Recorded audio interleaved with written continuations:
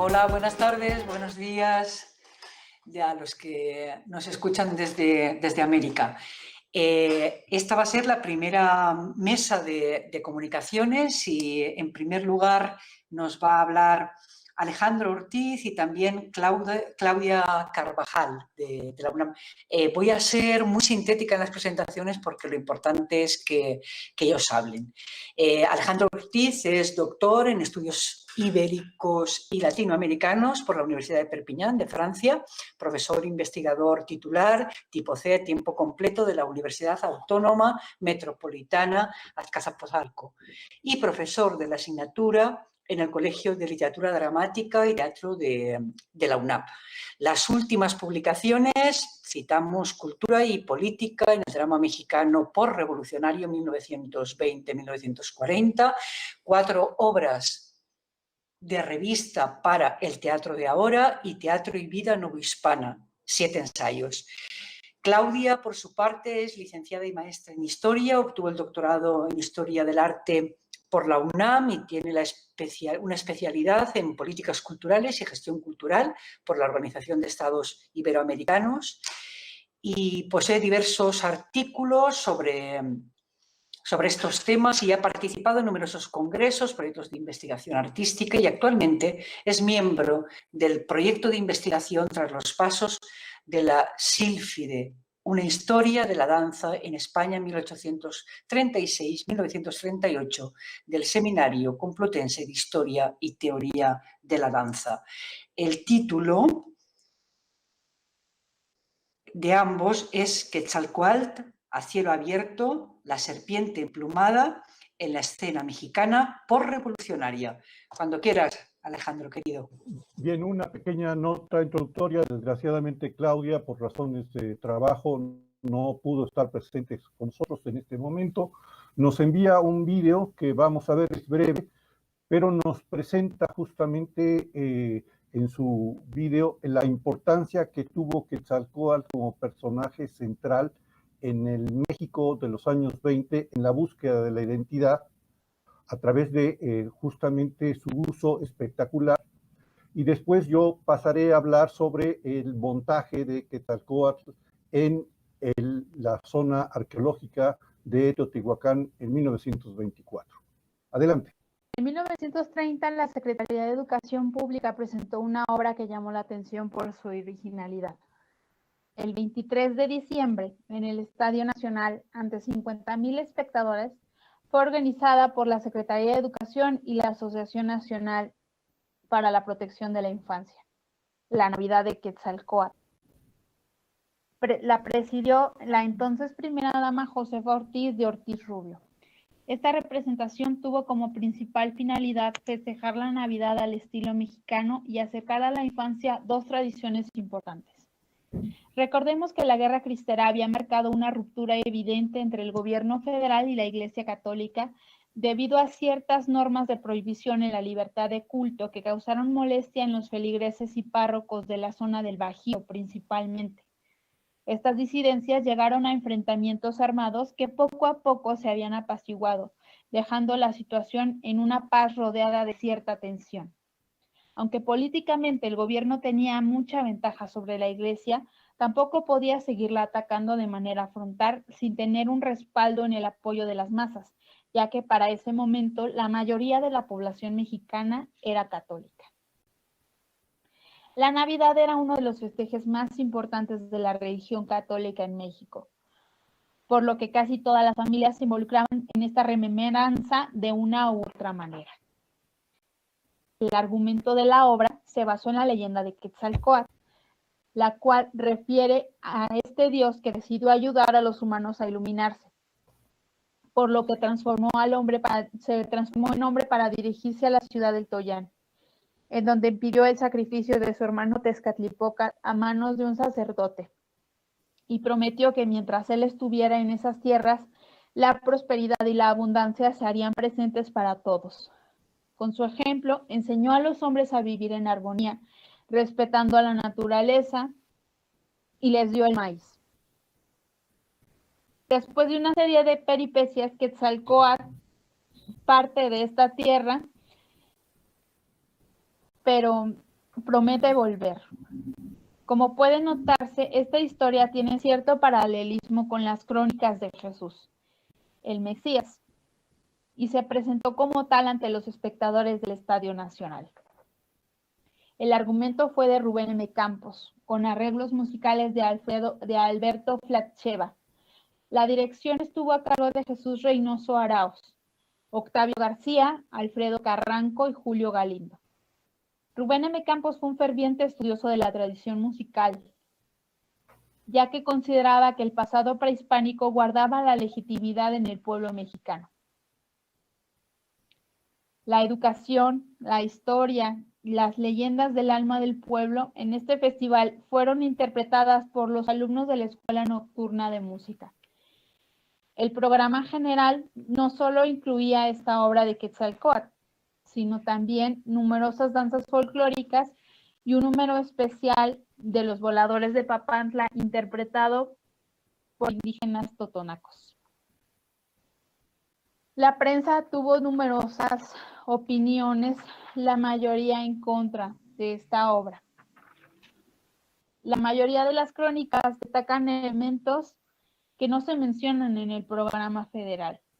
Por ejemplo, que también tuvieron lugar la figura de los Reyes Magos con elefantes de verdad. La escenografía estuvo a cargo de Carlos G. González. Representó motivos relacionados con Quetzalcóatl, aunque no se sabe si se trató de una alegoría del templo del mismo nombre ubicado en Teotihuacán o si bien estuvo inspirada en las pirámides de Xochicalco, con las que guarda mayor similitud, ya que la estructura construida por González tiene cierta semejanza con la Gran Pirámide ubicada en la plaza central de dicha zona arqueológica. Por otra parte, los decorados del escenario piramidal pudieron inspirarse en el bajo relieve del templo de la serpiente emplumada que engalana los nichos de ese monumento en Xochicalco. Al analizar las fotografías, la maestría de este escenógrafo mexicano se hace evidente. Por ello, su trabajo fue tan recurrente en las obras de este estilo, e incluso participó en la creación de vestuarios, los cuales permiten diferenciar fácilmente el séquito de los nobles aztecas.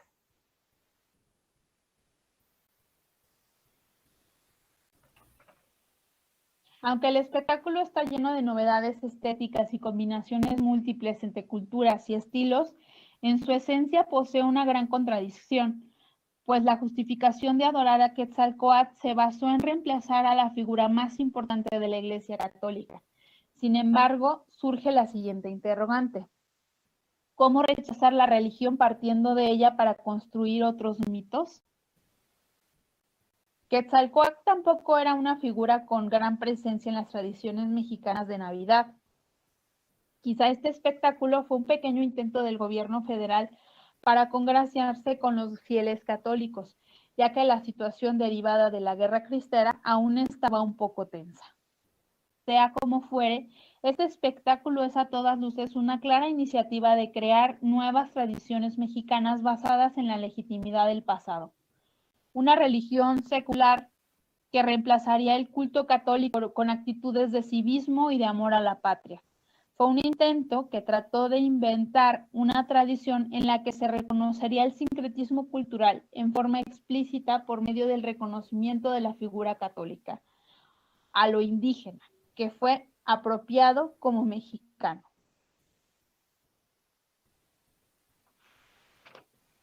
En esta época se consideró que la Iglesia Católica era antinacional por sí misma y que limitaba la racionalidad de las personas, que de por sí estaban faltas de conocimientos generales y sumidas en una enorme ignorancia y analfabetismo.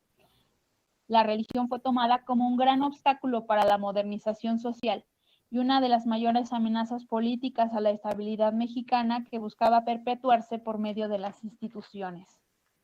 Como conclusión, esta obra pudo concretizar muchísimos de los elementos mexicanos, de los imaginarios posrevolucionarios que se basaban en las ideales indígenas, pero sin embargo no logró concretar este imaginario al final, porque fue la única vez que trató de reemplazarse. Bien, pues ahí hubo un pequeño desfase en el video. Si me permiten, voy a poner mi presentación. Como Claudia nos expone, precisamente lo que es muy interesante sobre el uso escénico de Quetzalcóatl es que sirvió para reforzar ideológicamente un discurso del Estado mexicano posrevolucionario de construir, ¿no?, unos héroes míticos, reivindicar el pasado mesoamericano, indígena, a partir de la figura central de Quetzalcóatl. Es tomada aquí como una especie de redentor, una especie de como de transposición cristiana realmente muy extraña, ¿no? Es una situación sincrética, muy curiosa, pero al mismo tiempo hay una estética propia de lo que sería concretamente la llamada Escuela Mexicana de Pintura, que abarcó pues, prácticamente todas las ramas de las artes en México, no solamente la pintura, desde luego también el teatro y el cine también. Uno de los ejemplos más interesantes de esto es la apropiación de la zona arqueológica de Teotihuacán, que desde 1910 se había constituido ya como un emblema del pasado glorioso de México. Y entonces es curioso porque se toma Teotihuacán como el espacio de Quetzalcóatl, aunque podría haber sido la ciudad de Tula o, como lo había comentado Claudia, la zona arqueológica de Xochicalco, que se encuentra al sur de la Ciudad de México, a no sé, a unos 80 kilómetros. Teotihuacán en sí misma, rápidamente lo menciono, es sin lugar a dudas el espacio escénico más formidable que se ha inventado en la arquitectura mundial en todos los tiempos. Prácticamente toda la ciudad sagrada de Teotihuacán es un espacio escénico. Sí, los famosos momostlis, sí, los pequeños adoratorios, toda la calzada de los muertos y desde luego las famosas pirámides desde el sol, la vista desde la pirámide de la luna. Todo fue una ciudad concebida para la escenificación. El teatro nos cuesta trabajo todavía definirlo. Vemos aquí más o menos el plano de cómo está la ciudad de Teotihuacán en la actualidad, pero que de alguna manera ya estaba inserta dentro de un ámbito urbano hacia los años 20. Aquí otras imágenes justamente de este sentido escénico que tiene la ciudad. Y lo más curioso es que hacia 1922 se construye detrás de la llamada Pirámide del Sol un teatro de estilo griego, siguiendo la tipología del teatro ateniense del siglo V, para reconstruir las grandes tragedias, los grandes dramas del mundo mítico mesoamericano, con un afán identitario, como lo habíamos mencionado. ¿Sí? Que todavía está en pie, que se usa para festivales escolares de las escuelas que están justamente en San Juan Teotihuacán.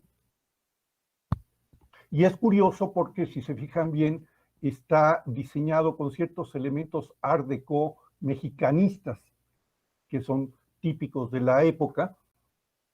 Ustedes esta tipología de construir un teatro al aire libre en una ciudad que era en sí misma un espacio escénico. Vean aquí el modelo del que partieron para construir el teatro de Teotihuacán, es el teatro de Epidauro, ¿sí? Quizá no con las dimensiones del teatro de Epidauro, pero como ven incluso hay una cierta similitud, ¿no? Una vista aérea del teatro. Vemos aquí una estación del tren en Teotihuacán porque los sábados se organizaban tardeadas en la ciudad de Teotihuacán en que se representaban justamente estas obras, a veces con un carácter indigenista, el famoso teatro folclórico sintético de Rafael M. Saavedra, pero también obras que representaban el pasado indígena, especialmente esta historia de Quetzalcóatl, de Rubén M. Campos y Carlos G. González. Entonces, llegaba el tren por la mañana, los espectadores recorrían la zona arqueológica, almorzaban y por la tarde acudían a las tardeadas que se daban justamente en este teatro al aire libre. Había coros, había bailes folclóricos, la representación teatral, y ya hacia las 7 de la noche el tren los llevaba de regreso a la estación Colonia en la Ciudad de México. Es decir, era algo realmente muy importante en la vida cultural en el México de 1924 hacia 1931, digamos, ¿no? Aquí está esta cuestión, esta figura emblemática de la serpiente emplumada, que no pertenece como habíamos visto, que no pertenece a Teotihuacán, sino que pertenece a Xochicalco. Es la estética de Xochicalco, que no es la misma cultura, ¿no?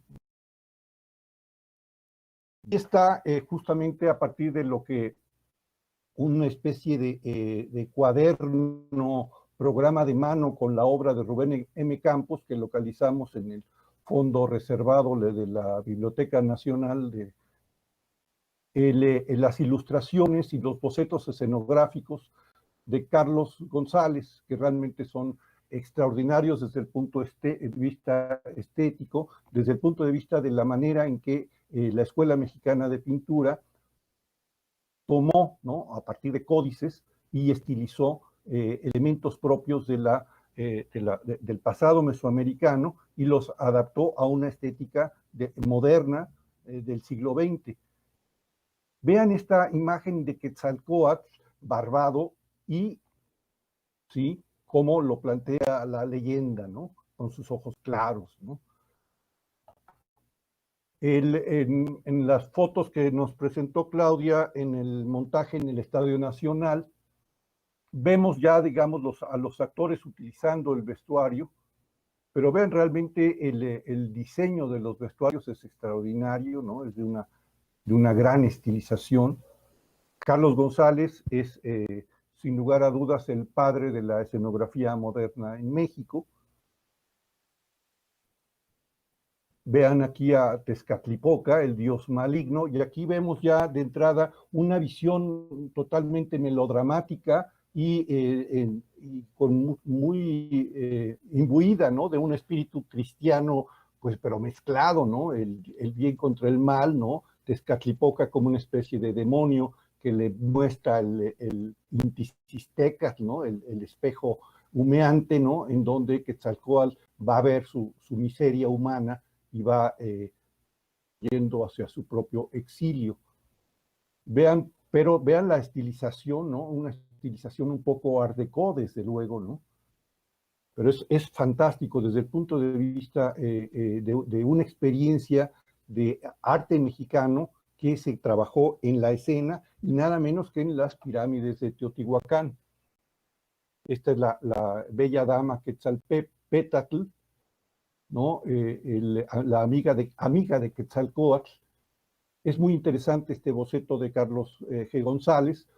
Realmente nos está presentando la parte posterior del vestuario, cómo la ejecutante tiene que trabajar con las máscaras, evocando en cierta medida pues el teatro clásico griego. Es decir, se trató de un montaje en donde había justamente una simbiosis, ¿no?, una hibridez entre el teatro clásico griego, digamos, las pasiones de Cristo, de alguna manera, o los autos medievales religiosos, y el discurso identitario del México posrevolucionario, ¿no? Vean ustedes, aquí están las máscaras, que están tomadas, desde luego, de la arqueología prehispánica. Vean ustedes, por ejemplo, algunas de las máscaras recuerdan en algo a la estética de la cultura totonaca del centro de Veracruz, ¿sí?, aunque no son las caritas sonrientes, ¿no? hay algo que los aparece, pero es muy interesante la utilización de la máscara en el teatro, espacios abiertos, ¿no? Como es el Teatro al Aire Libre de San Juan Teotihuacán.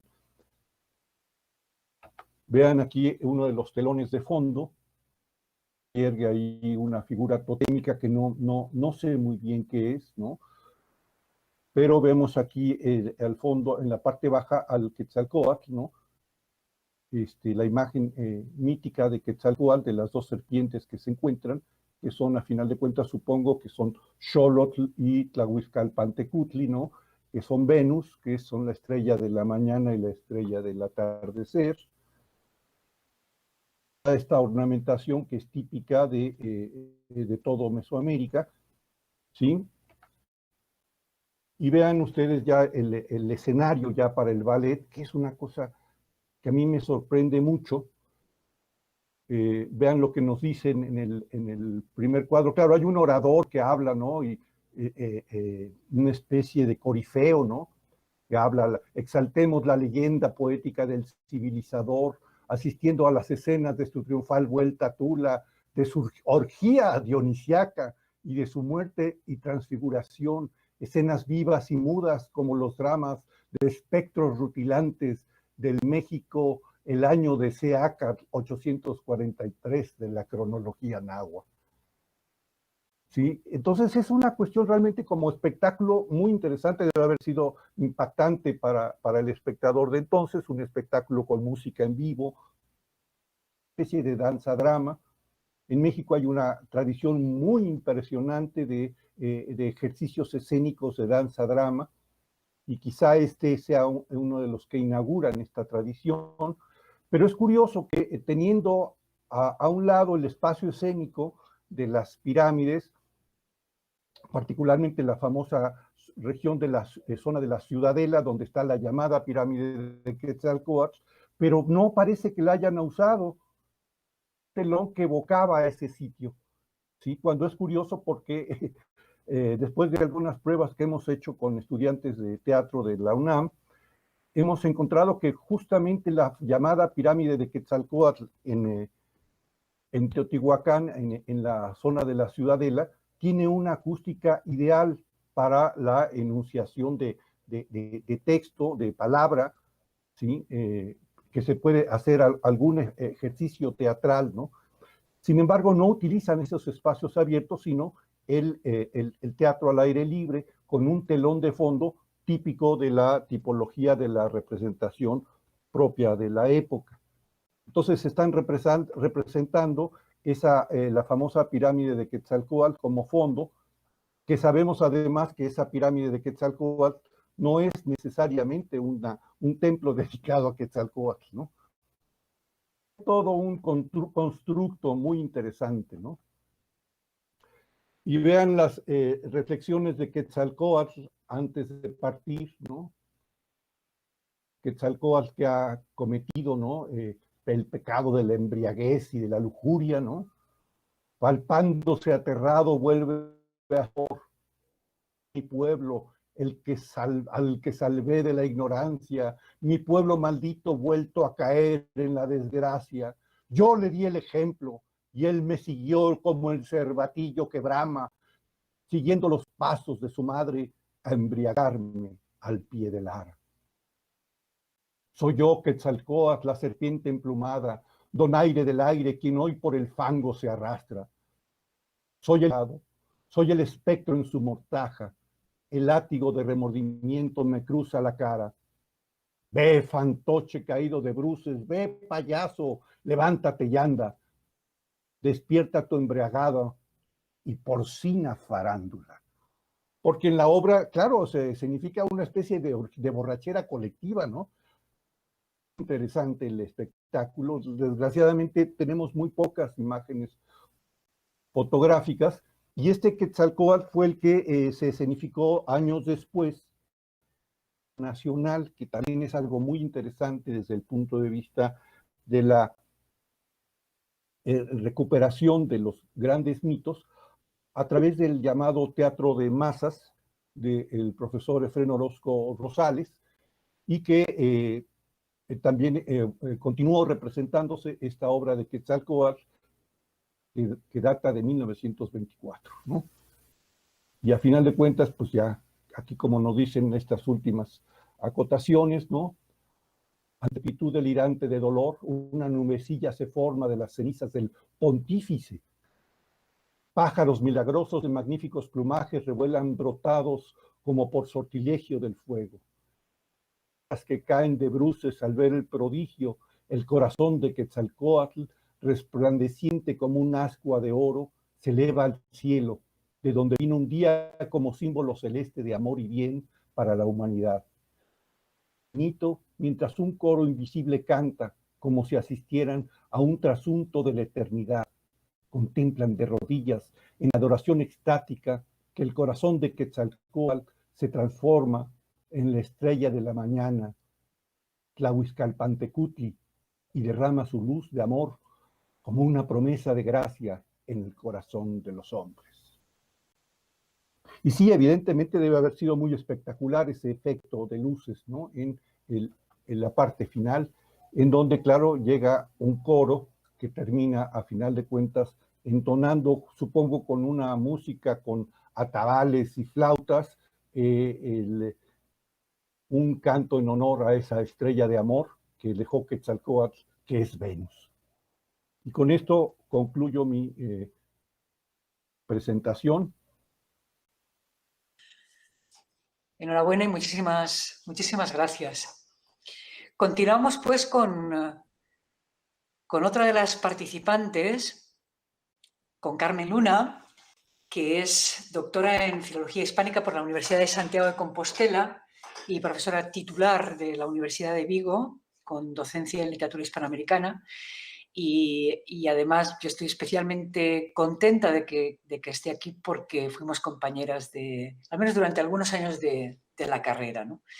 Y ha editado, entre otros libros, Intermediaciones, las mediaciones en el cine, la novela y el teatro, junto a Carmen Becerra, con Rocío Hernández, Más allá de la frontera, migraciones en las literaturas y culturas hispanoamericanas, Poética Suspecta, entre otros. Sus líneas de investigación actuales se centran en la imagen del arte y el artista en la literatura latinoamericana, el teatro contemporáneo rioplatense y los editores de origen gallego en Uruguay. En la actualidad dirige el grupo de investigación, el ICIN, el ICE Literacine, en la Vigo, Universidad de Vigo, y es investigadora del Proyecto Nacional Imágenes del Arte y del Artista en la ficción literaria y cinematográfica ultracontemporánea en lengua española y lengua francesa. El título de su comunicación es Teatro épico y revisión historicista en Quetzalcóatl, de Luisa Josefina Hernández. Muy bienvenida, querida Carmen. Hola, buenas tardes. Muchas gracias por la presentación, Carmen. Yo estoy encantada, yo creo que me escucháis bien, ¿no? Que ese es mi gran problema siempre. Vale, estoy encantada de participar en este seminario por muchas razones, y creo que también es un atrevimiento por mi parte participar porque no soy para nada especialista en teatro mexicano. La tentación de hacerlo me pudo, ¿no? Porque yo quería participar en algo organizado por la Universidad de Alicante, por mis queridas compañeras, a las que considero también amigas, y entonces quiero agradecer, pues, a la presentación de Carmen y sobre todo a la invitación de Beatriz Aracil, y me animó a que abordara un tema del que apenas conozco, aunque sí que estoy muy interesada en el teatro, ¿no? y la recuperación también de estos mitos, ¿no? En el teatro latinoamericano, pero nunca lo había analizado en el teatro mexicano. Para mí es un atrevimiento, pero bueno, me ha podido, está, aunque solo sea virtualmente, en la Universidad de Alicante, que es como ha señalado Carmen, también la considero mi propia universidad, porque estudié allí 3 años, ¿no?, de mi vida. Yo soy alicantina, pero ya galleguizada ya prácticamente. Y bueno, sin más, quiero también agradecer a Mónica, ¿no? Mónica Ruiz, que está ahí, ¿no?, a las dos organizadoras. Entonces, bueno, cuando me planteó esta posibilidad, a mí me interesaba sobre todo atractiva por varios motivos, ¿no? Pero me interesaron fundamentalmente por su escenografía. Más que, o sea, cómo consigue a través de todos los elementos escenográficos, más que la textualidad o transmitirnos a través de códigos diversos al textual, transmitirnos también un mensaje de forma paralela al textual, aunque nunca ese se abandone, ¿no? Entonces, por eso yo quería hacer, más que nada, centrarme en esta obra, en examinar en qué medida por unos nuevos modelos de escritura teatral que a partir de los primeros años 60, porque hay que decir que esta obra pues, es de esa época, de la década del 60, una época fundamental a todos los niveles al teatro occidental, ¿no? Para todo, el latinoamericano también. Debemos tener en cuenta que es cuando se inicia todo el teatro experimental en todo el continente. Y bueno, lo que está marcado muy sociopolíticamente. Y todo eso va a implicar también una ideología muy determinada, ¿no? Por parte de los intelectuales, de los teatristas y de los dramaturgos, de los escenógrafos. Entonces, quiero decir que me interesaba mucho sobre todo la época de publicación y cómo estos nuevos modelos de escritura teatral que se dan en esa época están también presentes en una obra que se le tacha a este escritor a veces de costumbrista, ¿no? O didáctica exclusivamente, pero también hay que tener en cuenta todo el proceso escenográfico que lleva, la complejidad escenográfica que lleva. Hemos estado viendo pues ahora mismo las imágenes que nos ponía Alejandro. La pena es que esta obra debería de ser editada, es decir, que Quetzalcóatl debería de ser editada con las imágenes que nos propone la propia autora. Y entonces sería una maravilla. Veríamos la gran fuerza documental que tiene, ¿no?, la obra y también visual. Entonces me parece muy interesante por eso, ¿no? Porque ha querido utilizar, trabajar escenográficamente la obra, ¿no?, esta autora. Entonces quería saber en qué medida está marcada por esas nuevas códigos, ¿no?, de los años 60 y sobre todo por el teatro brechtiano, porque además eso es algo que la propia autora, ¿no?, y además ella es una teórica también del teatro brechtiano, ¿no? Y después también, en cierta medida, de los inicios de lo que sería el teatro ritual o ciertas formas también de teatro popular, que lo que quiere es incorporar, por ejemplo, pues la danza, ¿no?, la música, todos estos otros códigos, ¿no?, que también van a aportarnos un mensaje paralelo al textual. Entonces, mi pregunta sería ¿qué mecanismos de creación y comunicación de significados intervienen, pero no como género literario, sino como espectáculo escénico? Que yo creo que fundamentalmente esta es una obra más considerada más como un espectáculo escénico, ¿no?, que como género literario. Entonces, bueno, a mí me interesa señalar, y no quiero, voy a un poco a poner aquí el cronómetro, porque no me quiero pasar de tiempo. A mí me gustaría señalar datos biográficos de la autora que me parecen que son interesantes. Ella en 1955 obtiene la maestría de letras con una especialización en arte dramático en la Facultad de Filosofía y Letras, ¿no?, de la Universidad Autónoma de México. Hizo un doctorado en artes plásticas y se especializa en iconografía. Entonces yo creo que eso es evidente en la obra, ¿no?, porque hay todo un cuidado iconográfico evidente, ¿no? Es maestra además emérita en la UNAM desde el 91, pero ha obtenido distintas becas, pero a mí la que me interesa señalar es la que obtiene con la Fundación Rockefeller, que le permite ir en el año 55 a Nueva York y ver teatro y ver a Brecht por primera vez. Ella en varias entrevistas también lo ha señalado, y también ser conocedora del teatro realista norteamericano, ¿no?, como Tennessee, por ejemplo, que también es una influencia importante. Entonces, quiero decir que es una autora que no se aleja del realismo, sí que va a alejarse del realismo ilusionista del teatro brechtiano, y eso se ve en una serie de mecanismos, y es lo que a mí un poco me interesaba, ¿no?, de esta obra. Ha señalado que tiene como distintas líneas, unas líneas pues también puede ser, ha tenido un poco de teatro del absurdo también, pero fundamentalmente la línea más importante sería la brechtiana y también lo que se ha llamado didáctica, ¿no?, un teatro didáctico, pero que creo que tiene vínculo uno con otro, evidentemente, ¿no?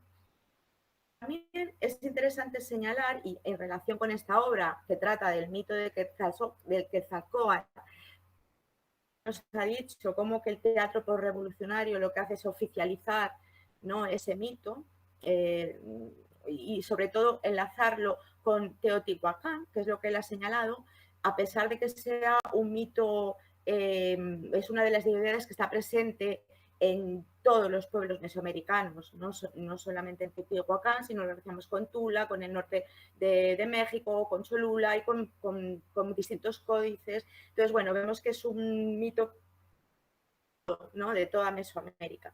Pero bueno, ella sí que va a hacer esa apropiación que había señalado Alejandro. Bastante interesante.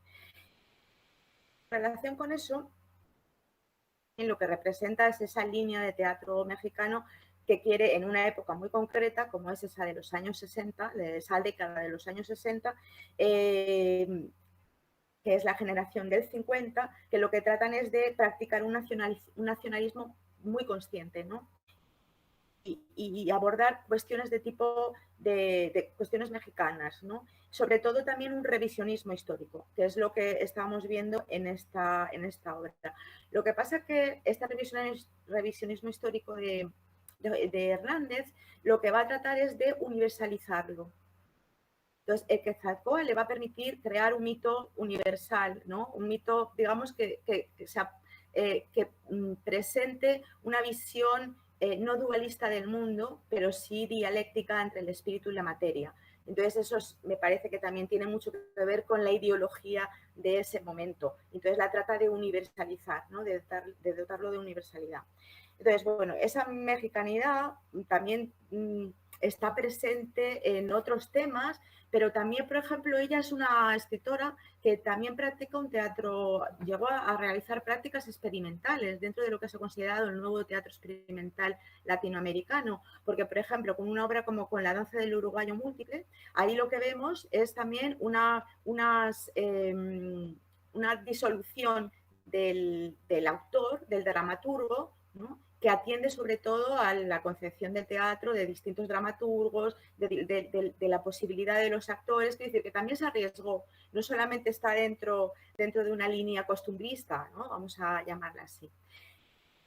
Que ella, en esta obra de Quetzalcóatl, está concebida para ser dirigida a adolescentes o a jóvenes, ¿no? Fue además fue programado, o sea, digamos que fue un contrato oficial, ¿no?, del gobierno mexicano para que ella que escribiera varias obras en torno, ¿no?, a distintos temas de la historia mexicana. Entonces, en este caso, también el Popol Vuh, por ejemplo, es otro es el de la colonia, la independencia o la revolución. Pero esto no nos tiene que llevar a engaño al considerar que sea teatro adolescente. Igual como cuando hablamos de literatura infantil, pensamos que no hay calidad en lo que cuando decimos esto, porque esta obra es para adolescentes desde el momento en que lo pagó el gobierno y dirigido para ellos, pero podría ser visto, no tiene ningún rasgo, ni no tiene nada, o sea, puede ser visto por todo el público, ¿no? Y aparte es una obra en el momento en que quiere hacer una revisión de la historia, ¿no? Pero dentro de lo que es el teatro épico narrativo. Después también, en relación con esta presencia, ¿no?, de su teatro, vamos a llamarle didáctico, yo quería hablar de una entrevista, ¿no?, en la que ella manifiesta. Dice, ¿qué pretendió aportaros su teatro? Le preguntan, ¿no? Y dice, parte de una verdad que debe ser dicha. Yo tengo un librito, y ella modestamente habla de eso, ¿no?, de esas obras, de esa recopilación de obras didácticas para adolescentes, que incluye obras para adolescentes. Este librito se me fue encargado por el Gobierno de México a través de una institución que se llamaba Auditorio Nacional. Todos los muchachos de DF debían ver esta obra, una obra al año. Las representaciones podían durar un año o incluso un año y medio. Lo hice durante 4 años, o sea, 4 veces. Por tanto, son 4 obras hechas para cumplir con este encargo. Dice, mis obras se han desarrollado en el terreno doméstico, otras han sido históricas y en consecuencia didácticas. Pero también en una época que duró 5 o 6 años me interesó colaborar con algunos otros directores teatrales y entonces aquí nos habla de ese teatro experimental que yo decía que se acaba acaba representando en esa obra que se llama La danza del uruguayo. Entonces, bueno, quería un poco señalar que no es tan costumbrista, que era una mujer que estaba al cabo de todos estos nuevos movimientos, que ya habían sido previos a nivel del teatro occidental en los años 50, pero que posteriormente ya se estaban realizando en los años 60 y a lo largo de todo el continente toda una serie de prácticas que ella era conocedora y que muchas veces que lo aplica en su teatro, siempre desde un punto de vista, pero fuera del realismo ilusionista, ¿no? Entonces, bueno, en estas obras Hernández lo que nos deja claro son los conflictos del individuo para centrarse sobre todo en temas históricos o en temas de tipo político-social. Señala que lo que quiere es motivar la reflexión del espectador. Evidentemente estamos en un teatro, ¿no? y épico. Para este propósito, la autora se va a valer sobre todo de la influencia de Bertolt Brecht. Y en sus propias palabras ella dice, el teatro épico no solo es intencionalmente didáctico, o sea que no solamente es esto, sino muy marcadamente crítico y que no se extiende exclusivamente en lo que debe ser, también sobre lo que debe ser para que no se haga. Entonces, bueno, vemos que se incorpora a esa época de los años 60 en el que diversos, digamos que el teatro occidental está atravesado por diversos movimientos como puede ser el realismo costumbrista, el teatro brechtiano, el teatro ritual o las fórmulas del teatro popular. Entonces, los autores mexicanos de esta generación del 50 comenzaron a escribir sobre todo bajo la influencia de, digamos, que el dramaturgo, ¿no? Uno de los dramaturgos más importantes, que es Usigli. Entonces, también interesante ver que ella ocupara la cátedra de la Universidad Nacional justo cuando Usigli había sido su profesor y tuvo que dejarlo.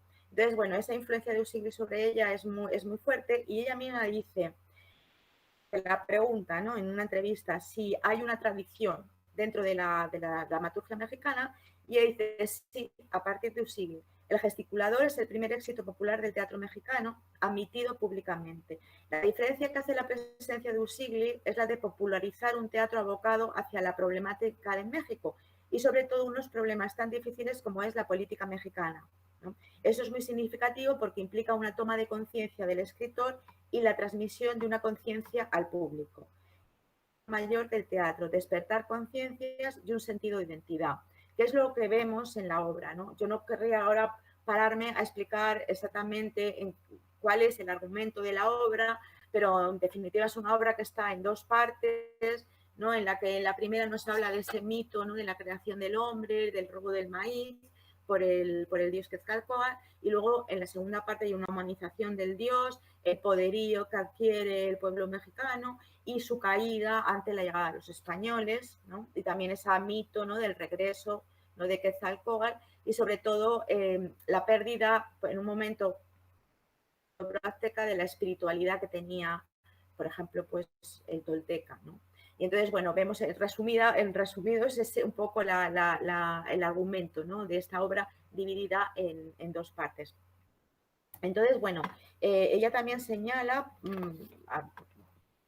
no extenderme mucho, pero sí que quiero ir un poco a las dos características que me parecen a mí más importantes dentro de, digamos, que qué mecanismos son los que ella activa. Yo he partido sobre todo de Anne Humbersfeld y al mismo tiempo de unas dicotomías que establece Óscar Conargo cuando habla de unas características de la renovación del teatro en España, pero que a mí me han interesado mucho. O sea, a partir de estos dos, de Anne Humbersfeld por un lado y de Óscar Conargo por otro, porque me muestra como una serie de elementos binarios que acercan y alejan el teatro más convencional y hegemónico de un teatro más innovador. Entonces, dentro de la clasificación que establece Óscar Conargo, que sería el binomio jerarquización, dinamismo, transparencia, opacidad, representación, presentación, dramaticidad, narratividad, continuidad, fragmentación, sobre todo lo que podemos ver en esta obra es fundamentalmente entre el jerarquismo y el dinamismo. Lo que domina más es el dinamismo. Me ha interesado también al ser un teatro sobre todo brechtiano, entre la dicotomía de dramaticidad-narratividad hay un dominio mayor de la narratividad, o por lo menos existe una narratividad muy presente, ¿no? No sé qué tal vamos de tiempo, Carmen. O ya me he pasado. Bueno, queda poquito. Solo creo que ya he llegado a 15 minutos, pero bueno, solo quería señalar que dentro de este dinamismo, una de las cosas que quería señalar es la importancia, ¿no?, que tienen los códigos, sobre todo musicales, iconográficos, ¿no?, y también relativos a la danza, ¿no? Entonces, todos estos van a aportar un dinamismo y no una jerarquización, es decir, ese elemento dominante textual va a desaparecer. Y esto nos va a dotar al texto de otros códigos diferentes paralelos al textual. No quiere decir que desaparezca lo textual, pero sí que vamos a ver pues una iconografía donde se nos representa de una manera determinada Quetzalcóatl, que pertenezca al código borbónico, a la águila, a la serpiente, a los guerreros aztecas, y nos dice exactamente qué libro es el que se tiene que utilizar o qué libro o de dónde tenemos que extraer estas imágenes.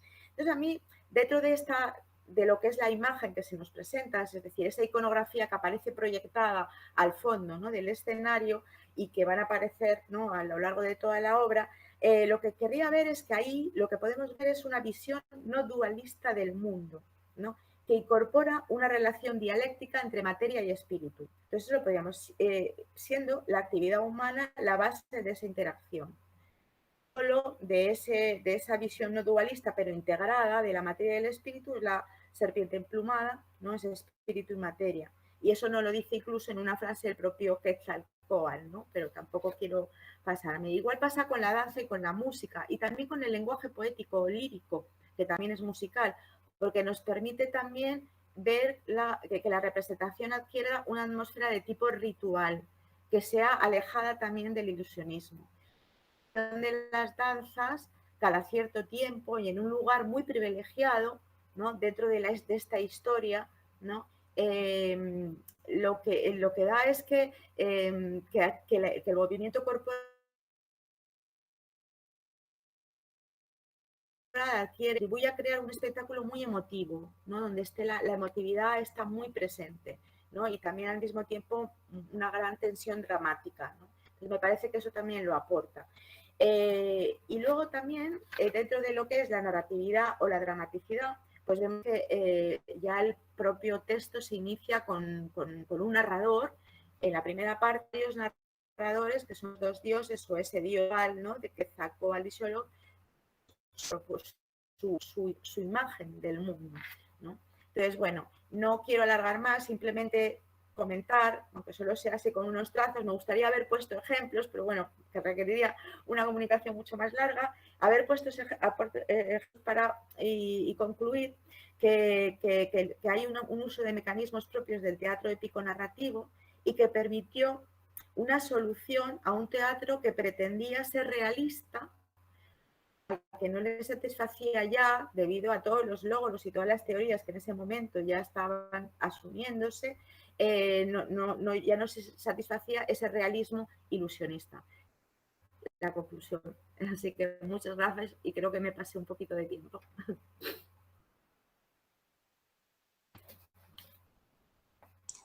Muchísimas gracias, Carmen. Estamos teniendo una excelente mesa de Ciudad de México, ¿verdad que sí, Alejandro? A Vigo y ahora a Alicante, además con una jovencísima investigadora, Lidia Martí, que es graduada en español, lengua y literatura por la Universidad de Alicante, donde realizó el máster en estudios literarios y el máster en formación del profesorado de educación secundaria y bachillerato, y actualmente cursa los estudios de doctorado en Filosofía y Letras en nuestra universidad y disfruta de un contrato predoctoral del programa propio de la Universidad de Alicante. Es además miembro del CEMAP y ha colaborado en el proyecto Corpicem a través precisamente de un estudio de Luisa Josefina Hernández, Así que seguimos con la misma autora y el título de su comunicación es Quetzalcóatl y la reinterpretación histórica de México en el teatro de Luisa Josefina Hernández. Adelante, Lidia. Bueno, muchísimas gracias, Carmen, por tu presentación. Quería agradecer también a las organizadoras de este seminario, a Mónica Ruiz y en especial a Beatriz Aracil, por su apoyo y paciencia en esta investigación. Pues continuando con la temática establecida en esta mesa de comunicaciones, me voy a centrar ahora en la reinterpretación histórica de México que plantea Luisa Josefina Hernández en su obra Quetzalcóatl, una dramaturga y una obra de la que ya nos ha hablado en la anterior intervención la profesora Carmen Luna y que nos ha dado unas pautas importantísimas para la comprensión de la misma, aunque en este caso yo me voy a centrar un poco más en el texto. Me gustaría destacar en este sentido que el estudio de la obra Quetzalcóatl supone un apartado fundamental dentro de la investigación doctoral que estoy llevando a cabo, en la que, junto con otras piezas teatrales que forman mi corpus textual, trato de estudiar la recuperación del mundo indígena en el teatro mexicano contemporáneo a través de la generación de medio siglo en la que se inserta Luisa Josefina Hernández. De la producción de esta dramaturga me interesan sobre todo para mi investigación dos obras en las que recrea ese mundo precolombino, pero dada la temática del seminario solamente me voy a centrar en una de ellas, en Quetzalcóatl. De ahí que los objetivos que he fijado para mi comunicación de hoy sea ver cómo la autora utiliza e interrelaciona las diferentes fuentes documentales para construir su discurso teatral en esta obra de Quetzalcóatl y cómo a través del manejo de estas fuentes consigue hacer una reinterpretación y una relectura de la historia de México un tanto particular. Quetzalcóatl es una obra que está muy bien documentada, como ya ha expresado la profesora Carmen Luna, y utiliza muchas fuentes y todas las explicitan su texto dramático. No obstante, hay dos fuentes que sobresalen con respecto a las demás, que son la leyenda de los soles y los anales de Cuautitlán. La primera de ellas se centra en el aspecto mítico y cosmogónico del dios, narra su implicación en la creación del quinto sol, su bajada al Mictlán para recoger los huesos de los seres humanos y devolverlos a la tierra. Y los anales de Cuautitlán se centran en la vida del personaje Teacal Topiltzin Quetzalcóatl, un personaje de la historia tolteca. Vemos en la obra cómo Luisa Josefina Hernández compone precisamente su pieza de tal manera que se interrelacionan estas dos fuentes principales. Es decir, que una vez que ha adaptado la versión mítica del dios, introduce algunos pasajes, ¿no?, de la versión histórica de este gobernante que tomó el nombre de Quetzalcóatl. De ahí que veamos en su obra cómo a veces se van a entremezclar las características de ese Quetzalcóatl dios y del Quetzalcóatl gobernante. Pero la obra no cae en oposiciones precisamente porque la autora crea al personaje de Xolotl, que es el náhuatl, el doble de Quetzalcóatl, y el envío de este a la tierra. De esta manera, Hernández consigue justificar, por un lado, la confusión hermenéutico-antropológica que se daba entre los aztecas y por la cual confundieron al dios Quetzalcóatl con el gobernante del mismo nombre, y por otro lado, ahora Xolotl sirve como pretexto para la adaptación de los pasajes más interesantes de los anales, como la anagnórisis del espejo, la embriaguez mediante el pulque o el incesto de Quetzalcóatl con su hermana. Como ya ha expresado también Carmen Luna en su intervención, la obra se divide en dos partes. En esta primera es donde vemos esa principal interrelación entre las dos fuentes de las que hablaba y la cierra precisamente esta primera parte Hernández hablando de la destrucción de Quetzalcóatl. Una destrucción que coincide con la que vemos en los anales de Cuautitlán, en la que Quetzalcóatl se prende fuego a sí mismo, y la autora lo describe así en su obra, y cito: "Y es fama que cuando ardió y se alzaron ya sus cenizas, también se dejaron ver y vinieron a contemplarlo las aves de bello plumaje, el azulejo, el tordo fino, el luciente pájaro blanco, los loros y los papagayos de amarillo plumaje, y en suma toda ave de rica pluma". Bien, pues como decía, es en esta parte, en esta primera parte, donde Hernández hace esta interrelación de las dos fuentes principales y aunque termina con esa destrucción de Quetzalcóatl, en la segunda parte de la obra se narra la creación de México Tenochtitlán, el funcionamiento religioso de la ciudad y la conquista española de esta, y aquí precisamente es donde la dramaturga recoge en la figura de Moctezuma una premonición que tiene que ver con el regreso de Quetzalcóatl. Y entonces veríamos cómo pues, los aztecas creerían en que este gobernante resemantizado por su pueblo como un dios no se habría prendido fuego, sino que se habría marchado de la ciudad y habría prometido regresar. Sin embargo, es una premonición, una profecía que no encontramos en las fuentes prehispánicas, sino que aparece recogida por primera vez en Fray Bernardino de Sahagún y su Historia General de las Cosas de Nueva España, de 1569. Y es una premonición muy interesante, puesto que desde el siglo XVI se ha intentado dar una explicación a la rápida conquista de México, si es que se puede decir así, y que de alguna manera vendría a justificar ese miedo paralizante que tendrían los aztecas y sobre todo su soberano al encontrarse ante Cortés y sus hombres, pues ellos los interpretarían como aquel dios gobernante que se marchó y prometió regresar para recuperar su poder. En este sentido, Jacques Laffay nos avisa de un problema que tiene que ver con estas leyendas que giran en torno al personaje de Quetzalcóatl, y es que, como ocurre con esta premonición, la gran mayoría de ellas no constan en las fuentes precolombinas, sino que son el resultado de una fusión cultural y religiosa que vivió Nueva España en el siglo XVI. Por tanto, esta profecía bien pudo ser creada, modificada o reinterpretada después de suceder la conquista, con un doble objetivo, según Laffay. Por un lado, legitimar la acción española en el territorio mexicano y, por otro lado, dar una explicación o expiar el sentimiento de culpa que pudiesen tener los aztecas ante su rendición, o su rápida rendición, por así decirlo. Como ya he explicado, en esta segunda parte aparece recogida esta profecía de la destrucción del imperio, ¿no? Del retorno de Quetzalcóatl y sobre todo de la caída de México y de la conquista española. Y aparece por primera vez en un parlamento de Quetzalcóatl, donde el dios precisamente alude a un error de interpretación en la religión originaria por parte de los aztecas que llevó a la destrucción de este imperio, ¿no? Y dice Quetzalcóatl. Y lo siguieron otros, la historia de la serpiente emplumada, espíritu y materia se hizo cada vez más confusa, y al paso del tiempo llegaron unos que separaron el sentido de los símbolos. Sin saber lo que hacían, decidieron que unos hombres eran solo materia, y otros, los poderosos, solo espíritu. Así rompieron a la serpiente emplumada, dividieron a los hombres en castas y pagaron duramente sus equivocaciones. En la oscuridad vivieron, actuaron con crueldad, dominaron a los pueblos vecinos, hicieron sacrificios humanos y para ello se valieron de guerras sin motivo. Todo lo vimos desde lejos hasta que llegó el momento marcado en el tiempo para la destrucción de estos hombres y su poderío. Una vez que Luisa Josefina Hernández, en esta segunda parte de la obra, explica el asentamiento de los aztecas en el Valle de México, al que aludiré más adelante, y digo, una vez que los aztecas ostentan este poder, Moctezuma comienza a tener unas apariciones de unos hombres que le empiezan a decir lo que está a punto de suceder, la conquista. Y en estas visiones le dicen a Moctezuma: yo no soñé, señor, yo vi brillar durante la noche una espiga de fuego. Yo soñé que un pueblo de hombres de metal con 4 patas pisaba nuestras calles. Yo vi arder la casa de Huitzilopochtli. Soñé que la gran Tenochtitlán era saqueada. Soñé que los enemigos venían en una montaña que flotaba sobre las aguas. Soñé que robaban nuestros tesoros y los llevaban tan lejos a través de los mares.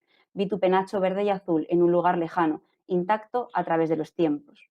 Estas premoniciones que tiene Moctezuma, según María Sten, son fundamentales en este personaje, puesto que vienen incentivadas, en cierto modo, por la situación que vive la ciudad en este momento, de hambre, de luchas entre la élite y de intentos de guerras fallidos.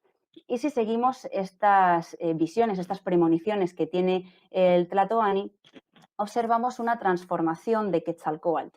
Dejaría de ser ese dios benevolente, esa máxima autoridad cultural y espiritual de los aztecas, para convertirse ahora en un dios vengativo, encarnado en la figura de Cortés, que anuncia la destrucción del imperio y la caída del poder de Moctezuma.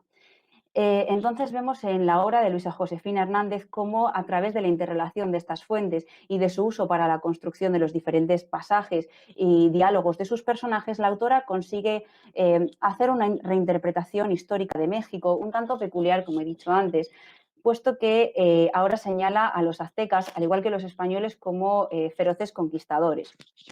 Y si nos fijamos, hay un momento en la obra en el que los aztecas llegan al Valle de México, y cuando se dan cuenta de que ya hay unos habitantes en estas tierras, pronuncian unas palabras que dejan muy claras sus intenciones. Y están aquí recogidas a la izquierda de la diapositiva, y dicen: venimos a conquistar el mundo. Mira los horizontes, serán nuestros. Hay tribus, serán servidores nuestros. Hay hombres y mujeres con sus ancianos y sus hijos. Tomaremos de ellos lo que nos convenga, pelearemos con ellos, les quitaremos sus dioses, sus creencias, sus palabras para hablar con los dioses. Y estas son unas palabras que precisamente la autora recoge exactamente igual, como vemos a la derecha de la diapositiva, en boca de los españoles cuando llegan a México. Si nos fijamos, son exactamente las mismas. Venimos a conquistar el mundo, los horizontes serán nuestros, hay tribus, serán servidores nuestros, tomaremos de ellos lo que nos convenga, pelearemos con ellos, etc. De esta manera, Luisa Josefina Hernández está dotando a los dos imperios, el mexica y el español, con las mismas cualidades. Vemos que son crueles, feroces y que intentan invadir un territorio con una intención de hacer de sus habitantes originarios sus siervos. Y en definitiva, la característica que mejor los define es la de ser conquistadores. Y esto se evidencia precisamente en la invasión de la misma tierra con unos años de diferencia. De esta manera, me parece que Luisa Josefina Hernández propone una superación del trauma de la conquista, alegando o ejemplificando que la historia de México, y si se quiere se podría extrapolar a la de casi todos los pueblos, no es más que una sucesión de invasiones por parte de diferentes poblaciones que han intentado hacerse con el poder para hacerse más fuertes. Sin embargo, lo que me parece también interesante de este planteamiento de Hernández es que apunte precisamente a ese error en la interpretación de la religión originaria, ese error por el cual confundieron al Quetzalcóatl Dios con el gobernante y que llevó también a la asimilación de Cortés con Quetzalcóatl como no la causa, pero sí lo que agilizó la conquista española. Pero a pesar de todo esto, creo que lo que sobresale en su pieza teatral es que la cultura primitiva de México es preservada, continúa en todos los mexicanos. Y cuando me refiero a cultura primitiva, no me refiero a la cultura azteca, sino a la originaria, a la que ya estaba antes, porque como he dicho, Luisa Josefina Hernández ve a los aztecas como un pueblo invasor más. Y esta idea de que la cultura primitiva es preservada la podemos ver ejemplificada en el parlamento de un adolescente que entra en escena casi al final de la obra, y en él dice que los mexicanos, por el hecho de ser hijos de Quetzalcóatl, llevan consigo los valores y las tradiciones de esta cultura originaria. Y dice el adolescente, cito, pero seguimos siendo hijos de Quetzalcóatl, que es nuestro príncipe, nuestro rey y nuestra vida. Esa derrota se la llevó el tiempo y a nosotros nos quedó la serpiente emplumada, espíritu y materia, alma libre, estrella que cierra y abre el cielo. Quetzalcóatl, renuncia, sufrimiento del cuerpo, ensoñación del alma, entrada al paraíso, disfrute de las risas y los cantos. Quetzalcóatl, vida eterna, esperanza, acompañamiento de mariposas y flautas. En este punto me gustaría retomar una de las ideas que propone Alejandro Ortiz en uno de sus trabajos, y es que en la teatralización del mito de Quetzalcóatl del siglo XX, este se convierte en un ser en un personaje capaz de aunar las características del mexicano del momento y por tanto se erige en algunas piezas teatrales como un símbolo de identidad nacional. Esto de alguna manera creo que es lo que ocurre en la obra de Luisa Josefina Hernández, pues la dramaturga decide cerrar su obra con un parlamento de Quetzalcóatl en el que viene a recoger precisamente esa idea que ya veíamos en el adolescente en la cita anterior. Y ahora Quetzalcóatl nos explica que la cultura originaria, la primitiva de México, ha ido pasando de padres a hijos y parece que les otorga un cometido al mexicano del momento, y es seguir pasándola a sus descendientes para que estos valores no se pierdan. Y dice Quetzalcóatl, así lo vinieron a decir, así lo asentaron en su relato y lo vinieron a dibujar en sus papeles los viejos, las viejas. Eran vuestros abuelos, vuestras abuelas, vuestros antepasados. Se repitió como un discurso su relato y vinieron a legarlo a quienes ahora viven, a quienes salieron de ellos. Nunca se perderá, nunca se olvidará lo que hicieron, lo que asentaron en las pinturas, su renombre, su historia, su recuerdo. Así en el porvenir jamás perecerá, jamás se olvidará. Siempre lo guardaréis vosotros, hijos de ellos, los nietos, hermanos, bisnietos, tataranietos, descendientes, quienes tenéis su sangre y su color, y lo comunicaréis a quienes todavía vivirán y habrán de nacer. En definitiva, Luisa Josefina Hernández construye su drama mediante la fusión y la interrelación de estas fuentes que giran en torno al personaje histórico mítico de Quetzalcóatl y de la conquista. Y esto le permite tratar dos confusiones o errores fundamentales dentro de la tradición azteca, que sería, por un lado, esa confusión del Quetzalcóatl Dios y hombre, y por otro, esa errónea asimilación de Cortés con Quetzalcóatl. De esta manera, la dramaturga consigue reflexionar sobre la historia más antigua de México y que ella la concibe como una sucesión de conquistas, pero en las que, a pesar de estas conquistas, las tradiciones de la cultura originaria han estado siempre presentes y han prevalecido. Y me gustaría terminar con una idea que creo que propone Luisa Josefina Hernández a lo largo de toda su obra teatral, de Quetzalcóatl me refiero, y es que este mexicano del siglo XX no busque sus orígenes en el Quetzalcóatl de interpretación azteca, pues como he dicho, ella los considera un pueblo invasor más, sino que este mexicano del siglo XX tiene que establecer sus raíces en una cultura primitiva y tiene que reinterpretar de nuevo a Quetzalcóatl, pero ahora como una divinidad primigenia que aúna espíritu y materia y que no permite los sacrificios humanos duramente condenados por Hernández en la obra y que en definitiva se erige como un dios bondadoso y benevolente. Y bueno, pues con esta idea cierro mi intervención. Espero que les haya resultado interesante y muchísimas gracias por su atención. Pues excelente mesa. Muchísimas gracias, Lidia. Me imagino que habrá por ahí varias preguntas, ¿verdad, Mónica? Y pues, bueno, en primer lugar, os felicitan, ¿no?, a todos los ponentes de la mesa, ¿no? Agradecen al profesor Ortiz, ¿no?, ubicarnos perfectamente en ese referente fundamental, ¿no?, que fue la representación de Quetzalcóatl, ¿no?, en Teotihuacán en los años 20. Felicitan por esta interpretación. Y hay una pregunta para la profesora Carmen Luna y para Lidia Martín que están en torno un poco a la escenografía de Quetzalcóatl que se ha discutido. Entonces preguntan si tendréis la ficha técnica de Quetzalcóatl de Luisa Josefina Hernández, porque tal vez sugieren por YouTube, tal vez si está el nombre del escenógrafo se podrían rastrear archivos de imágenes de la puesta en escena. Si tenéis la ficha técnica de Quetzalcóatl y si pensáis que en esa ficha tal vez hayan datos del escenógrafo que nos permita rastrear imágenes, ¿no?, de la puesta en escena. No sé si alguna de las dos quiere contestar. Yo no tengo la ficha técnica y yo creo que es que no se representó esta obra. Creo que está más puesta porque está su trabajo de investigación está muy centrado en eso. Ella igual sí que, lo que pasa que lo que sí que es interesante es porque nos da tantos datos y cuáles son los documentos que aunque nunca se haya representado, ella actúa como una escenógrafa, ¿no? Y nos dice la página exacta de qué libro, en qué revista podemos encontrar la imagen. Eso sí que conseguir. Entonces, por eso digo yo que Lidia, que es una joven investigadora y la veo que además con una visión tan maravillosa de la obra, ¿no?, y de la historia, podrías animarte a hacer una edición ilustrada, ¿no?, de la obra. Bueno, sería buena idea, mucho trabajo, la verdad.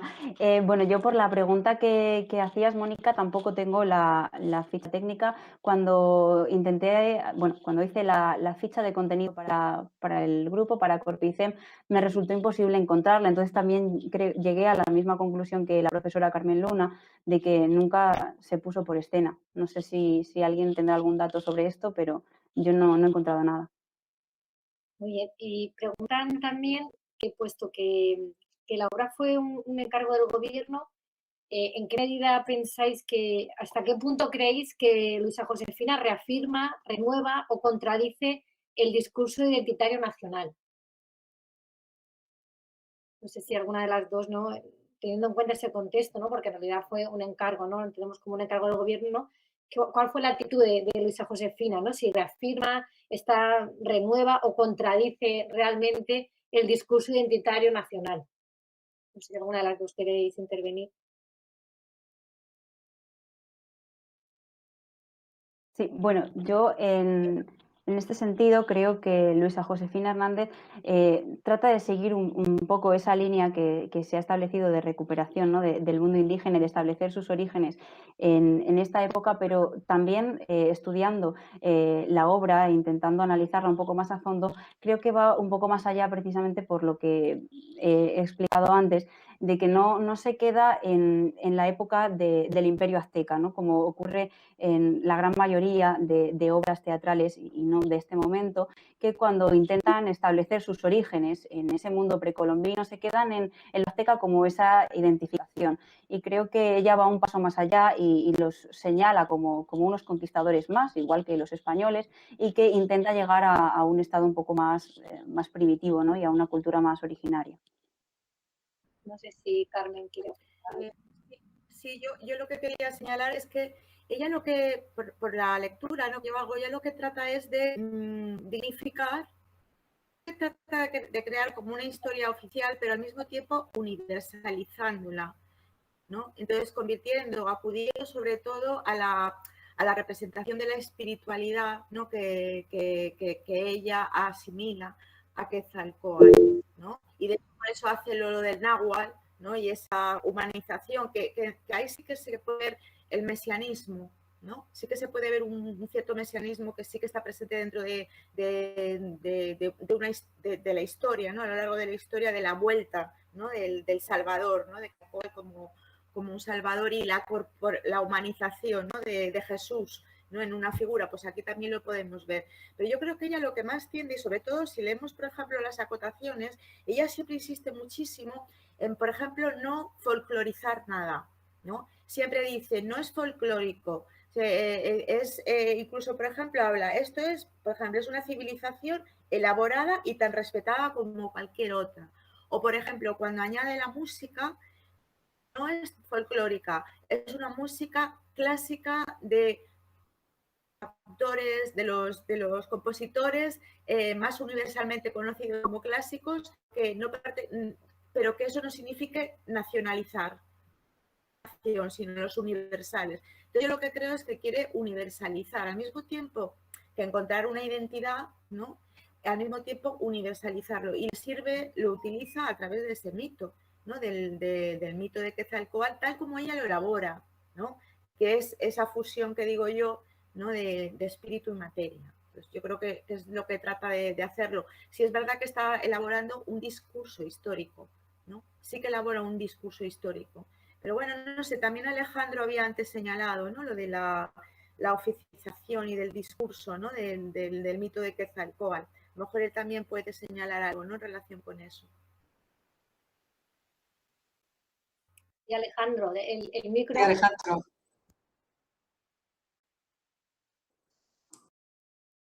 Bien, hay algo que me llama mucho la atención. No tengo yo la respuesta a la pregunta sobre el escenógrafo y de las imágenes. Estoy seguro que en una edición de su obra Popol Vuh hay imágenes.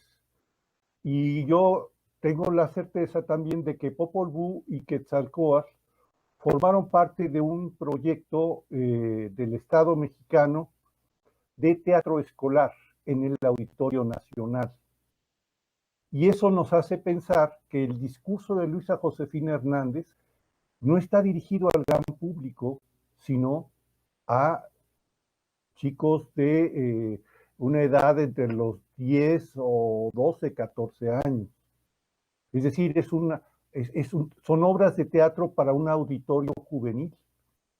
Y eso hace que justamente tenga de pronto este sentido de remarcar la necesidad de buscar la identidad. Porque yo creo que ella, de veras, lo debe haber tenido muy claro, está pensando en la búsqueda de identidad y la identificación del espectador adolescente. Y la imagen de Quetzalcóatl es ideal para eso. Bueno, esa es mi humilde opinión. Y bueno, el profesor Óscar Armando García de la UNAM también nos apunta por el chat de YouTube, que cree también en esa misma línea que apuntas tú. Alejandro dice que es muy probable que se representaría en el teatro escolar de Lembán, que un poco está en esa línea también que considera. Y Alejandro, preguntan para ti si consideras que el público de las representaciones de los años 20 que nos has comentado, si piensas que quedaría atraído el público de esa década por la puesta en escena, ¿no? Que se presentó y que nos has comentado. ¿Cuál fue la recepción del público? Y digo, el problema es que sobre eso tenemos poca información todavía, ¿sí? Pero lo que es un hecho es que esas tardeadas en Teotihuacán los sábados, digo, para que hubiera un vagón de ferrocarril o quizá varios vagones que llevaran a la gente, al espectador común y corriente, a hacer un día de paseo y de espectáculos, quiere decir que el espectador tenía una cierta identificación. En esta reivindicación de lo nacional, de lo popular, de las raíces mesoamericanas, yo creo que en general la población, no necesariamente el mundo intelectual, población veía en eso algo positivo. Es cierto que también podemos encontrar que había un rechazo en un cierto sector de la población, como es natural, a esta avanzada, ¿no?, de recuperar las raíces autóctonas.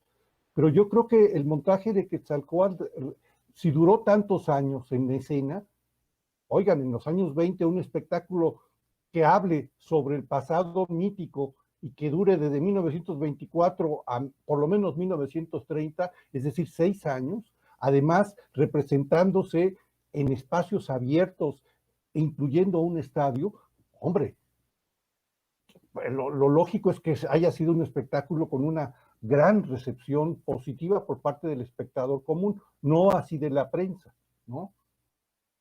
Eso sí está claro, pero siempre es así, ¿no? A veces el éxito de público no se corresponde con el de la crítica, ¿no? Bueno, esa sería mi respuesta. Sí, ¿y esa identificación del personaje con Cristo no es sorprendente para el público de los años 20? Pues quién sabe. Esa es una pregunta que yo me he hecho, pero no tengo la respuesta. De hecho, yo quiero escribir sobre eso, pero no tengo, como dicen en mi rancho, los pelos de la burra en la mano, ¿no? Son especulaciones. Aquí por ahora en YouTube ya no tenemos ninguna pregunta más. No sé si alguien quiere apuntar o sugerir algún comentario más. Bueno, yo quiero felicitar a Lidia y a Carmen, que son realmente unas grandes expositoras en línea. De veras, es importante decirlo porque cuesta mucho trabajo trabajar en línea, presentar una ponencia, ¿no? Cuando no sabemos cómo están reaccionando los demás, ¿no? Y la verdad es que les agradezco mucho la calidad de su trabajo. Gracias. Muchas gracias. Alejandro, yo quería, bueno, también darte a ti las gracias, Alejandro, por lo mismo que tú comentas, que es difícil y que, bueno, en la presentación decía, bueno, esto se va, debido a la pandemia hemos tenido que hacer esto, pero esto va a continuar, y yo digo que no, por favor, que no. O sea, sí, No. me encanta porque nos estamos viendo, pero yo quiero que estemos presentes y que nos veamos y que nos podamos ver presencialmente. Lo que quería señalar en relación con lo que ha dicho Alejandro, de que él pensaba que está hecho para adolescentes, ¿no? Entonces, yo creo que sí que está hecho para adolescentes porque fue un encargo, pero de una obra para adultos. Es decir, no hay infantilización. Yo no veo que es una obra que se alinea de otros grupos de teatro, por ejemplo, pues teatro peruano, pues Yuyacani, otros grupos de teatro que lo que hacen es revitalizar los mitos y utilizan este mismo tipo de mecanismo de teatro épico. La misma línea. Sabemos que es para niños porque se lo contrató, pero no hay nada, o para adolescentes, no hay nada que lo aleje de un teatro que se está haciendo a nivel latinoamericano en general, ¿no? Pues hay muchos grupos, pues eso, teatro, por ejemplo, pensemos en un montón de obras de teatro que revitalizan mitos y que se llevan al teatro de Manizales, ¿no? Al Festival de Manizales, sobre esa época. Muchos de ellos son de este tipo, ¿no? Por eso digo que sí, a lo mejor ella pensó que era la mejor forma el teatro épico narrativo para explicar a adolescentes, pero no, creo yo. Y nada, no quiero decir nada más.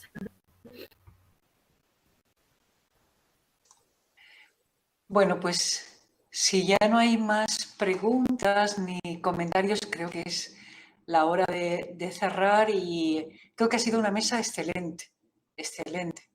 Así que muchísimas gracias, Alejandro, como siempre, a Carmen, a Lidia, y nos vemos mañana a las 4 de la tarde, hora peninsular, a las 9, Ciudad de México, y comenzaremos con Zacatecas, y después nos quedaremos en Alicante para seguir hablando de este tema que creo que está resultando muy, muy estimulante. Así que bueno, muchísimas gracias a vosotros y también a todos aquellos que están detrás, allá en el telón oscuro, como es Sebastián Miras, a Mónica Ruiz y a Beatriz Aracil. Así que, sin más, nos vemos mañana. Muchísimas gracias. Gracias.